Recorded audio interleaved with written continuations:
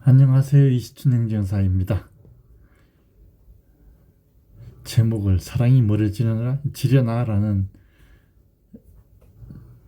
주제로 이야기를 시작했는데요. 오늘은 이혼할 때 자녀 문제와 관련해서 한번 이야기를 해볼게요. 상담은 언제라도 환영합니다. 상담 전화번호는 010-9278-6278이에요. 제가 근무할 때 아빠와 아들로 보이는 두 사람이 나란히 백팩을 메고 법정 안으로 들어왔어요. 아이 나이는 17살 정도 되어 보였고요. 머리는 헝클어지고 옷 매무새도 잘 다듬어지지 않았습니다. 남자들이, 특히나 나이 많은 아빠들이 아이를 제대로 관리하지를 못하지요. 아이 손에는 풍선껌이 한 주먹 들려있고 입에도 한 입 크기의 껌을 씹고 있었습니다. 아빠가 무엇인가를 직원한테 물어보기에 근무자에게 다가간 사이에 한쪽 구석에 앉아있던 여성 한 명이 아이에게 다녀갑니다. 이혼법정은 그래요. 같은 당사자끼리 부부간에는 평생 처음 보는 사람처럼 한 사람은 저쪽 구석에 있고 한 사람은 이쪽 구석에 있습니다. 그리고 서로 눈길도 안 마주치려고 해요. 근데 아이는 그 여성을 흘낏 보더니 하는 소리가 엄마 싫어! 가!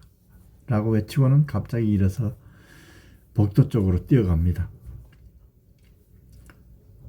복도 저쪽에까지 달려가서 화장실 쪽에 잠깐 조금 열려있는 직원 전용 출입구까지 달아나더니 문을 닫아버립니다. 닫힌 문에 얼굴을 가까이 대고 아이 이름을 부르면서 엄마는 애타게 문 좀 열어보라고 간청을 합니다. 한참을 실갱이 하다가 아빠가 다가와서 엄마는 자리로 돌아가고 아이는 아빠와 함께 들어왔습니다. 이혼을 할 때 당사자들은 자신이 아이들을 잘 돌보고 있다고 착각을 하지만 아이들은 함께 생활하는 보호자의 눈치를 보면서 생명의 위협과 동등한 위기감을 느낄 정도로 힘들어한다고 합니다.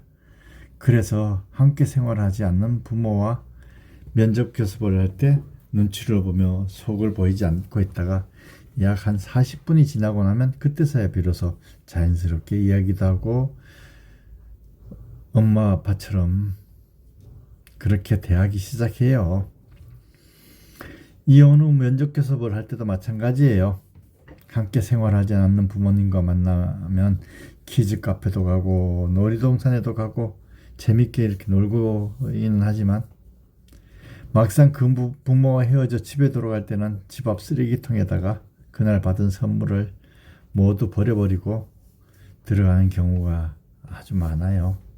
아니면 몰래 숨겨두고 이불 속에서 눈물을 흘리면서 바라보는 경우도 있고요. 위 사례에서 어떤 어린애가 낳아준 엄마가 다시 한번 말씀드리겠습니다. 위 사례에서도 어린애가 낳아준 엄마가 왜 보기 싫겠어요. 항상 그리워했을 텐데요. 그런데 엄마는 자신을 버리고 떠났고 아빠와 할머니는 그래도 자신을 돌봐주는데 그 사람들에게마저 버림을 받으면 큰일 날 것 같으니까 자기 방어의 기제가 발동한 것이죠. 주위 사람들이 아무 생각 없이 걱정한다는 듯이 이야기하는 한마디, 아이고 저 어린 것을 두고 진짜 모질기도 하지라는 그런 나누는 말들을 듣고 상처를 입을 수도 있고요.